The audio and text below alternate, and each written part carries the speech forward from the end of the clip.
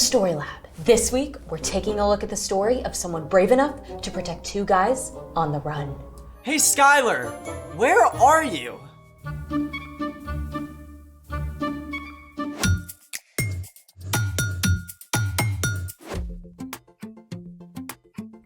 Hey, I'm Skylar. And I'm Sebastian. We're talking about how God can help us be brave when we face difficult things. Do you consider yourself to be a brave person? Well, yes. I mean, it depends on what I need to be brave for.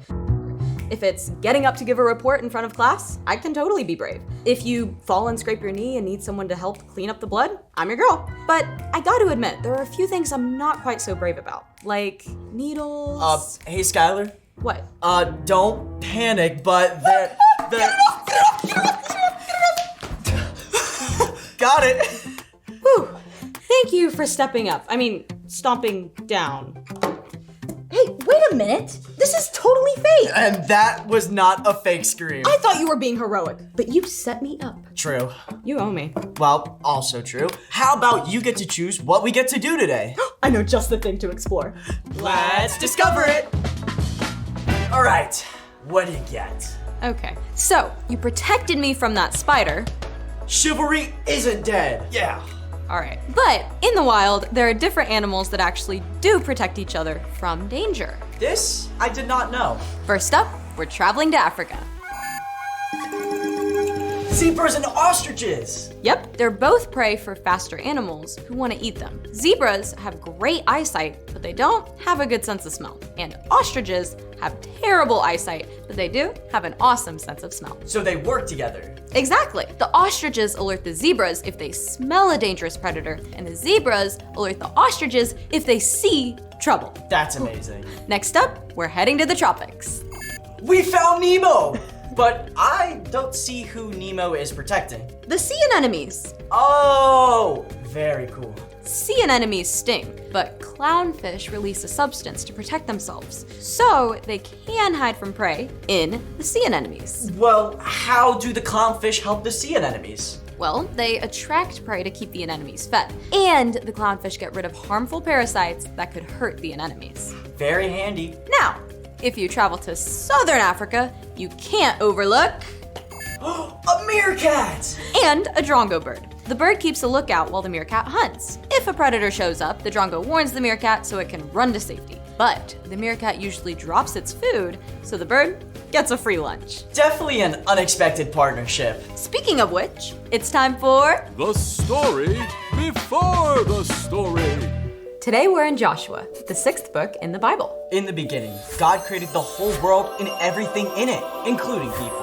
But when people turned away from God, the world was broken, and so was our friendship with God. Still, from the beginning, God had a plan to restore it all. God chose one man, Abraham, and promised to bless the whole world through his family. For hundreds of years, Abraham's descendants, the Israelites, were enslaved in Egypt.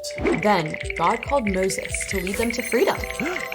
But in the wilderness, the people turned away from God again and wandered for 40 years. Until God finally brought them to the edge of the promised land. Which is where our story starts. Take it away.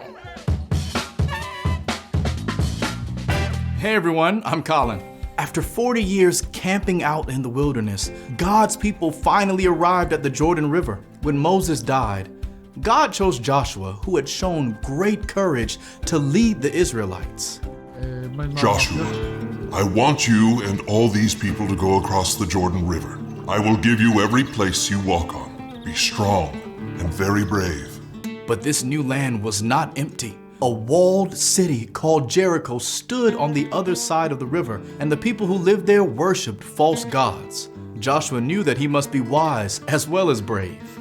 Go and look over the land. Check out Jericho. We've got this. On it. So the spies snuck across the river and entered Jericho. A woman named Rahab offered them a place to stay. Now, the people of Jericho already knew about the Israelites, how their God had led them through the Red Sea and helped them defeat their enemies. So when word reached the king of Jericho that Israelite spies were in the city, he panicked. By order of the king, bring out those men who've come to your house. It's true that the men came here, but I didn't know who they were. They left at sunset.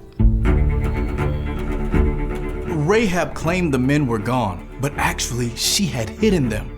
See, Rahab's home was built into the city wall. Knowing the men were in danger, she had taken them up to the flat roof and piled flax to hide them. No one will find you here. Don't move until I return. Rahab even sent the king's messengers on a wild goose chase. I don't know which way they went. Go after them quickly. You might catch up with them. Now, did Rahab just tell a lie? Yup.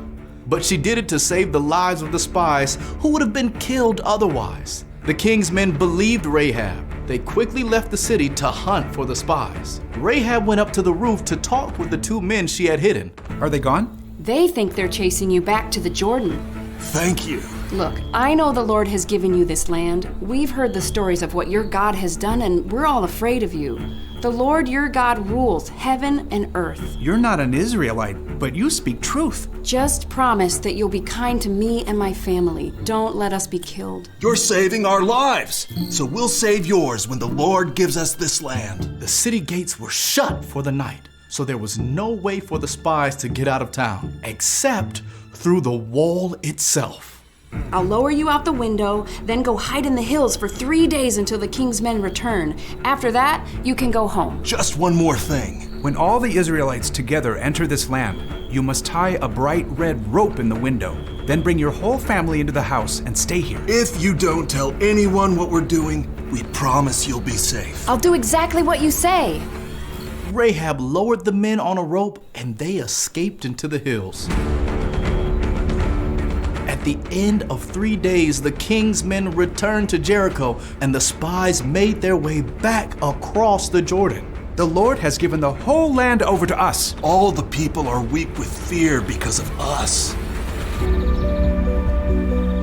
You may have heard how the rest of the story goes. The Israelites crossed the Jordan River and God gave Joshua instructions for the army to march around the city for 7 days in a row. On the 7th day, they marched around the city 7 times and then shouted out together, and the walls of Jericho crumbled down.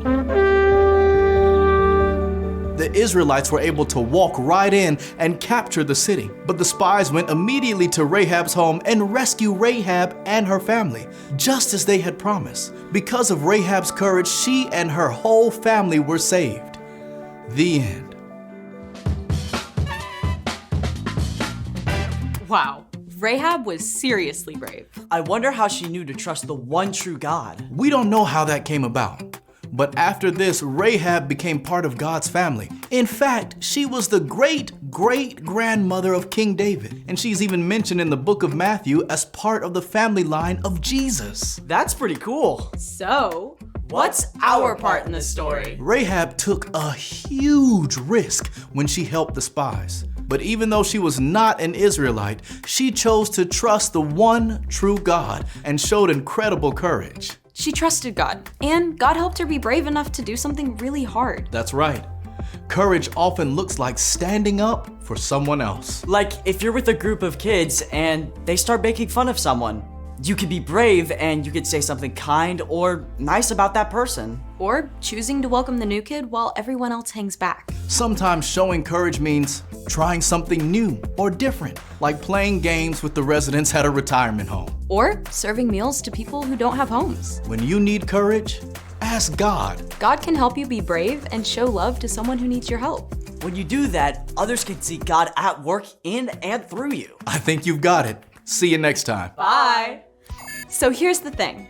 God can give you courage to help someone in need. Someone at school. Or home. Or in your neighborhood. You just never know who might need you to be brave for them. Like... Ah! Hey, they're friends. The humming frog gets its food by eating the tarantula's leftovers. And the frog protects the tarantula by eating the ants that would destroy its eggs. I think I'd be okay with the destruction of tarantula eggs. Well, thanks for joining us in the Story Lab. See you next time. Hey, Sebastian. That was really funny. I know.